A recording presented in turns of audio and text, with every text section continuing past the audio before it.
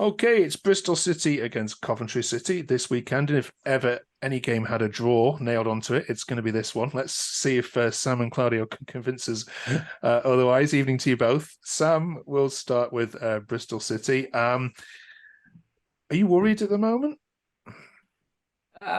We've got a lot of injury problems at the moment, so it is a bit worrying at the second. Yes. Yeah, we mentioned the home form on this channel before, haven't we? And that hasn't dissipated. I mean, you've had some tough games, haven't you? You've been to Leeds, you've been to Leicester, and I think most teams are going to find those fixtures difficulty. But now you're entering a run of fixtures which are slightly easier on paper. Is this the moment, do you think, for us to kick on? Because you've not been playing badly, have you? But at the same time, your defensive record is great, but attacking wise, you're not scoring many. No, definitely.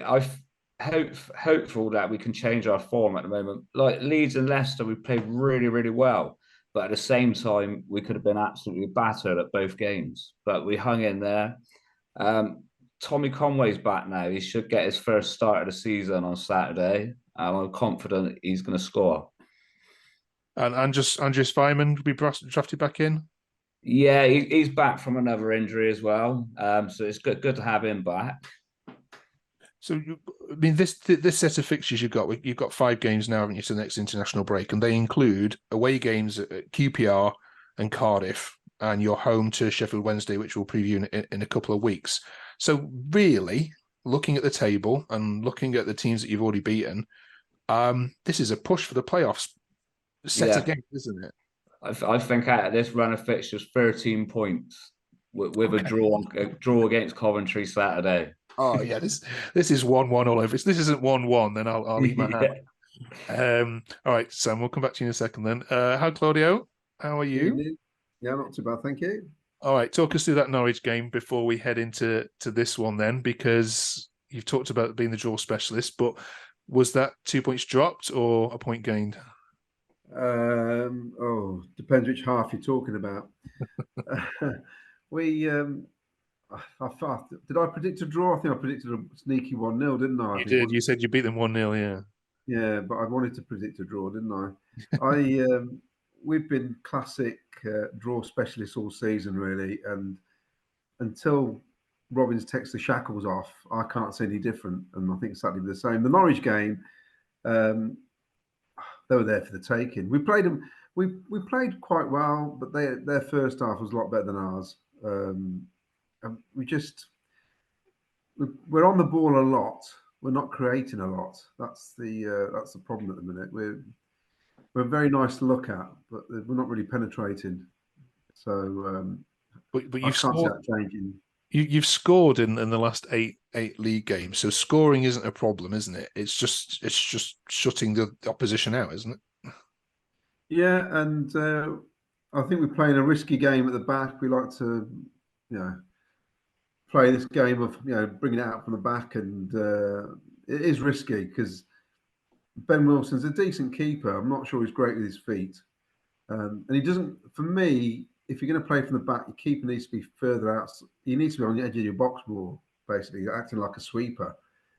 And I find if they say if Bristol press us on Saturday, we've got problems because we've got to get out of that press. And then what happens is you end up going long, which is no good because the lads up front, they don't want it in the air, they want it on the feet. So it's like a mixed messages basically with our formation at the minute. We're still kind of wanting the Hamer Gyökeres type of style from last season, and it's not happening. It's a change of style basically, and I think a lot of the players are struggling to come to terms with it. So we've got half a team playing one way and half a team playing another way. So until they actually start gelling, I don't think you'll see the real Coventry. Although it is slowly improving. Yeah, I mean you're in touching distance just as Bristol are, aren't you, with the playoffs? And is it fair to say that? I mean, you've got 5 games now to the next international break, and you'll probably learn a lot more about Coventry, won't we, from those games because they include games at home to West Brom and Stoke, and then away to Preston. So we're going to know a lot more, aren't we? Where you're going to finish, I think, when we break for international at the end of November. Yeah, well, there's huge rumours that Ben Sheaf is going to be back for Saturday, possibly O'Hare on the bench. Although I think I might be a bit too soon for Callum, but But yeah, we should be in a couple of weeks' time almost back up to full strength. So that's a plus, considering it has been a slow start. But we're there, aren't we? You are. With Yeah. quite a few other teams, to be honest. We are, like I always said, if we score first, we're hard to beat.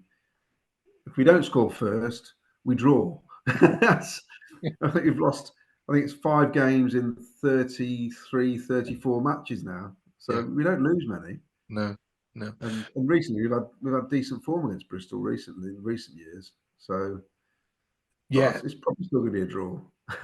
Yes, you're unbeaten the last 5 league matches between the two sides. And last year the games finished, it was 0-0 at Ashton Gate, which I'm sure you will have forgotten from memory, and 1-1 when it was at Coventry. So then, that in mind, Sam, predictions please for Bristol against Coventry. I would go for a 2-1 home win in my head, but my heart says 1-1. Claudio, go on. 0-0. Yay. I've got this little strange little bit of trivia with Bristol City. I mean, obviously, there's a bit of history there with 1977 with the famous 2-2 draw, where your good team Everton sent Sunderland down, and we played out the last 10 minutes knocking the ball around. The quirky things were that Alan Dix, the manager of Bristol City, was actually Jimmy Hill's assistant manager when Coventry got promotion in the 60s.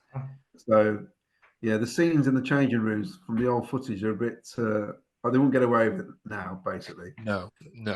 But also, I've seen us play Bristol City at home at 5 different grounds. So I've seen them at Highfield Road, the CBS, Pirelli Stadium, at 6 Fields, and at St Andrews, which I don't think many clubs have played a team on 5 different, venues, which is crazy, absolutely crazy.